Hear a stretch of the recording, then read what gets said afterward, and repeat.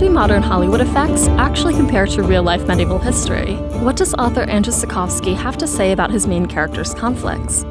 Welcome to Breakfast in Beauclair's Around the Table, a segment where we go around the Beauclair breakfast table with other Witcher content creators, sharing facts and tidbits about the production and real-life history, folklore, and culture behind an episode of Netflix's The Witcher. This week we're diving into episode 101, The End's Beginning.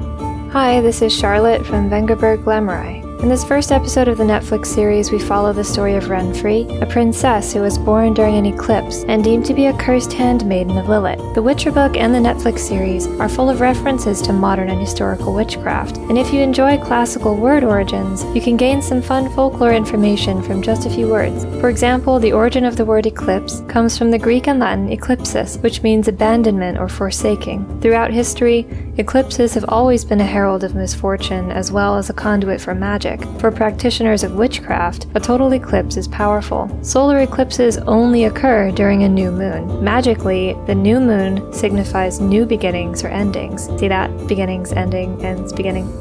Hey, it's Lars from Witcherflix. Did you know that the demon goddess Lilith that was mentioned by Stregobor is based on a real-life goddess of the same name? The Curse of the Black Sun says that she will return during a full eclipse, and a way will be prepared by 60 cursed girls, among them Renfri. In our world, the goddess Lilith is mentioned in Sumerian and Babylonian mythology for the first time, and she is described as living in the netherworlds. Lilith was also the name of the first wife of Adam in Christianity, and in astrology she is also called the Dark Twin of the Moon, or even Black Moon, a very fitting name for the bringer of the end of the world for the kingdoms in The Witcher.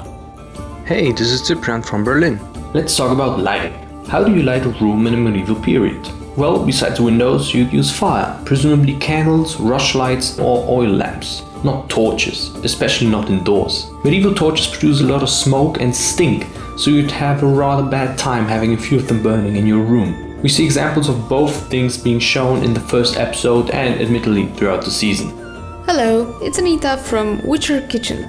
We are all aware that sometimes the translation of books from original to other languages may cause some slight differences. The overall sense stays the same, but the original work may indicate more details. Like in the case of the scene with Renfri and Geralt in the Blaviken's tavern. We cannot see exactly what Renfri eats inside the inn, but in Polish version of the books in conversation between Geralt and Blaviken's void, we read that the local cook serves groats with omasta, which means liquid fat or gravy in Polish. In English translation of Sapkowski's book, bacon is mentioned instead. Very similar, as it's still the kind of a fat, but the serving way of a dish may be slightly different. Hey, this is Brett from Whispers of Oxenfurt. The ultimatum delivered by Renfri's band occurred in the story The Lesser Evil, which is what inspired this episode. It is known as the Tridam Ultimatum, invoked due to it occurring in the titular town. A baron had imprisoned some bandits, whose friends then took hostages and threatened to kill them if their comrades were not released. The baron called their bluff, the bandits killed many of them, at which point the baron relented and acquiesced to their demands. He chose the lesser evil, as he called it, by freeing the bandits and saving the innocent.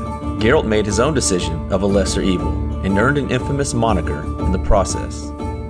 Hey, here's Karolina from Witcher Kitchen. As you probably know, Witcher's job is mainly to kill monsters. In fact, this shows the first scene opening the first episode of Netflix series. However, Geralt also has duels with people in the story of the series and books. And a good example of this is his relationship with Renfri in the final fight. According to the initial idea of book's author and his own direction of Witcher character development, such conflicts were created not without the purpose. In an interview in Historiae Fantastica, Sapkowski mentioned that he tried to avoid writing scenes with fights between Witcher and people. And when they were created, clashes with people were traumatic for Geralt. According to author's plan, the main character experiences moments of breakdowns and emotional weaknesses, which is rather unusual for a professional so-called Witcher. That's why when Geralt crosses arms with Renfri, it is ultimately a strong moral experience for him.